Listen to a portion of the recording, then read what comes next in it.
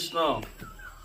ব্রহ্মার দ্বিতীয় পরার্ধে ভগবান জগন্নাথ স্বয়ং নীলমাধব রূপে নীলাদ্রি পর্বতে তার সেবক সবররাজ বিশ্ববসুর সেবা গ্রহণ করার জন্য অবতীর্ণ হয়েছিলেন।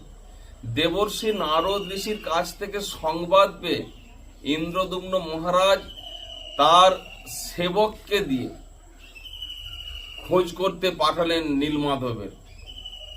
বিদ্যাবতী তার সেবক নীলমাধবের খোঁজ করে এসে বললেন ইন্দ্রদুম্ন মহারাজকে, নীলমাধবের সন্ধান আমি পেয়েছি।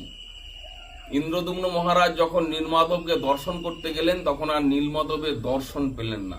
স্বপ্নাদেশ হলো, হে ইন্দ্রদুম্ন মহারাজ, তুমি এই রূপে তুমি আমাকে আর দর্শন করতে পারবে না, তুমি ফিরে যাও। তখন ইন্দ্রদুম্ন রাজা ফিরে এলেন। ওই স্বপ্নাদেশ মতো তিনি সমুদ্রের বাঁকি মোহনায় চক্রতীর্থে এক দারু ব্রহ্ম ভেসে আসতে দেখলেন।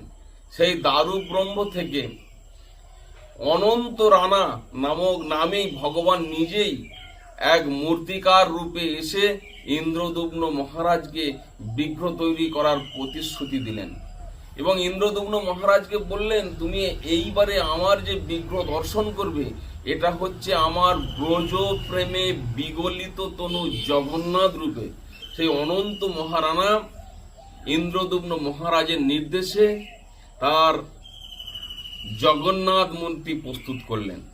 আর সেই জগন্নাথ মূর্তিকে স্বয়ং ব্রহ্মা এসে প্রতিষ্ঠিত করেছিলেন।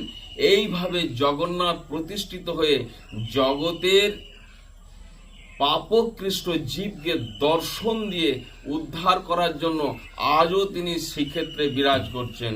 হরে কৃষ্ণ।